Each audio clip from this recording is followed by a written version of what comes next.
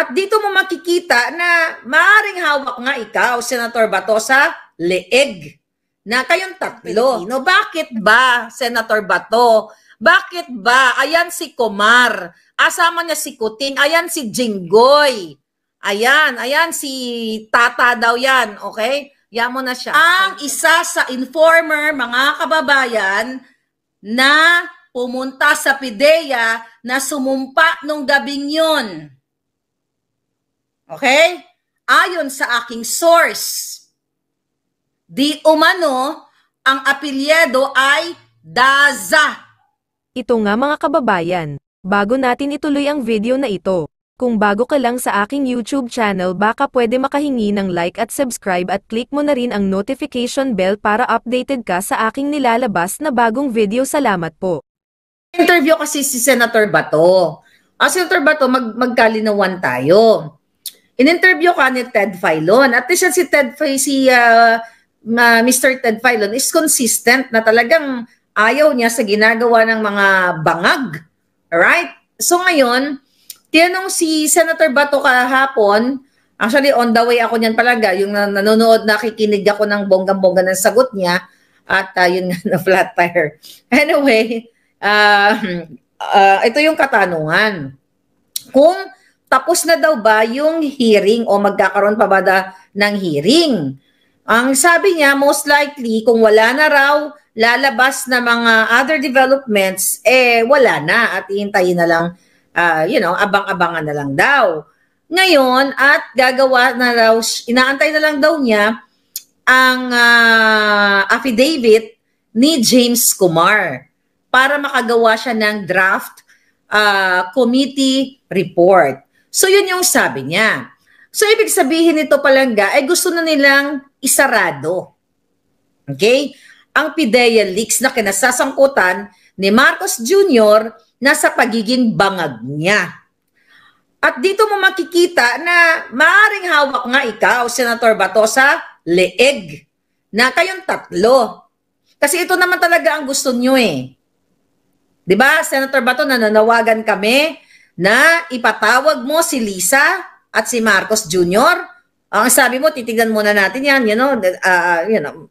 wala muna tayo dyan sa usapin na yan. Pagagawin mo si Kumar ng affidavit na hindi narinig ng taong bayan kung ano ang involvement niya at ni Liza sa pagpapategi kay Agent Morales o pag-offer ng kabayaran para hindi siya magsalita. Yan ay unfair, Senator Bato.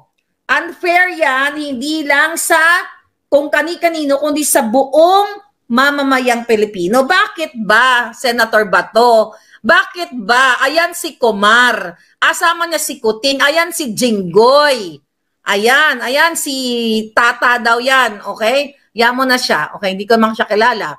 Ito, ayan si Bong Revilla, si Lani Mercado, ayan si Chis Escudero, na halos magkapalitan sila ng mukha, nakaakbay pa si Kumar. Bakit affidavit lang, Senator Bato, ang iyong iniintay kay Kumar? Hindi naman bobo ang taong bayan. Magpaliwanag itong hinayupak na ito. Sige, wag ko na muna kayo murahin. Ito na lang si Kumar. Magpaliwanag yung hinayupak na yan, okay, na anong kinasasangkutan niya sa mga taong ito. Bakit ayaw niyong ipatawag? Nagpanggap na kunyari nasa ospital, pero naka-robe. Paano namin malalaman kung totoong nasa ospital siya during that time na nagkaroon ng Senate hearing sa PIDEA leaks?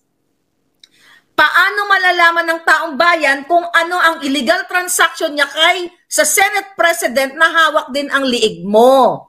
Ayan, yan ang kinatatakot mo. Sasalansanin ko ang interview mo kay Ted Filon, Senator Bato. Ang sabi mo dito, na kung wala nang lalabas na ibang developments, mag-iintay na lang ikaw. Kung wala, di sarado na. Hanggang ngayon, sabi ko ayoko magmura. Jutang Ginemes ang mga kapalpakan ninyong lahat. Nasa peligro pa rin ang buhay ni Morales. Ni Isa, ikaw, si Escudero, lahat kayong mga walang balls o yung mga itlog nyo kasing laki ng butiki. Walang gustong magbigay ng proteksyon sa isang dating pulis na nanganganib ang buhay na ngayon ay limited ang kanyang mga galaw. Wala. Ayaw niyong ipatawag si Kumar kasi bakit? Bakit affidavit lang, Senator Bato? Ano ka ba? Hawak ka sa lieg ni Lisa at hawak din ikaw sa lieg ni Escudero? At ni Jinggoy, o kayo-kayong lahat, tayong tatlo, pagbuhulin ko kayo eh. Kung kayo ay nasa tama,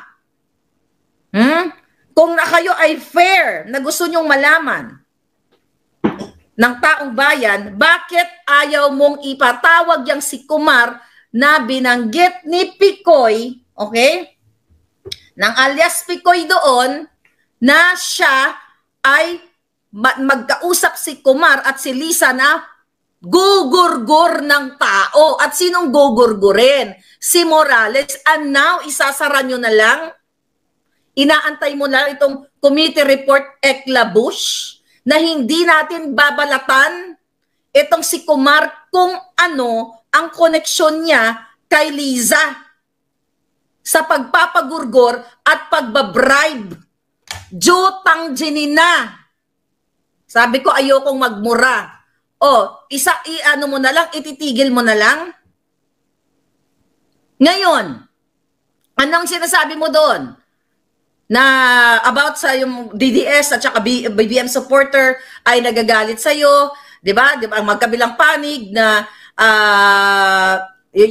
not only magkabilang panig, buong Pilipino na nag-iintay kami ng patas na investigasyon.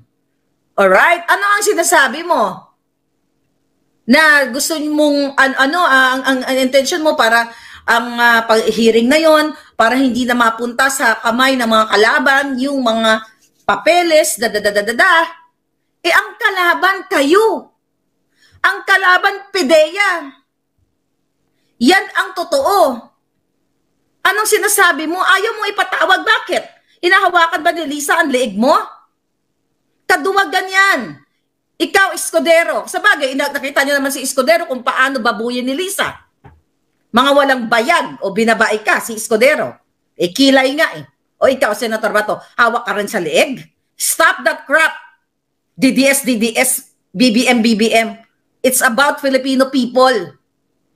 Patunayan mo sa mga taong hindi naman DDS o hindi naman BBM or apolitical sila pero umaasa sila sa tamang proseso at tamang pagpapakita at pagtatrabaho ninyo na itong si Kumar na mayroong report na nasangkot sa extortion, pagbubugaw ng mga kababaihan in the past, nandyan sa internet ang kanyang mga report about it.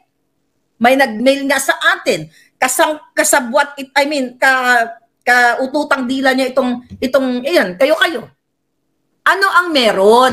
Bakit ayaw mong ipatawag, Senator Bato? Bakit? Yun yung question ng taong bayan. At question ko. Tapos anong masasabi mo? Ang sabi mo, sa makabigbilang panig, dapat maghintay at umasa sa tamang proseso ng investigasyon. Asan yung investigasyon? Mahirap magtiwala sa impormasyon na hindi validated at galing sa hindi kilalang sources. Ba, hindi mo ba ako kilala? Pinangalanan mo na nga ako doon, hindi mo pa rin ako kilala. Anyway, tapos sabi mo, kailangan natin tanggapin na hanggang ang impormasyon, ito lang meron tayo.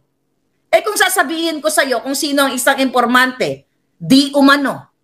Ready ba kayo? Okay, Senator Bato, baka alam mo na rin to. Ang informante, sasabihin ko na lang yung apelyido. Bahala na kayo manghula sa dami ng apelyido sa buong mundo, sa buong Pilipinas. Ang umurong ang jetlog, di ba to, sabi ni may bukas pa. Ang informante, ayon din sa aking informante, na sumumpa. Baka hindi pa to alam ni Agent Morales. Oh, baka, baka pero, if you know it, di ba, sabi mo naman, ibabaon mo na lang sa hukay. Ako na lang ang magsasabi sa inyo. Ang isa sa informer, mga kababayan, na pumunta sa PIDEA na sumumpa nung gabing yun. Okay? Ayon sa aking source, di umano, ang apelyido ay Daza. Manghula na lang kayo kung babae, bakla, tomboy, basta Daza. Nakaklase ni Marcos Jr. sa pagdudurog ng pulburon. Yan. Daza, certain Daza. Kaibigan ni Marcos Jr. ang nag-chuchu sa kanya na siya ay nagpupulburon. Now, ayoko sana sabihin yan pero ngayon sinabi ko na. Allegedly. Huwag natin bigyan ng pangalan. Daming daas sa Pilipinas. You name it.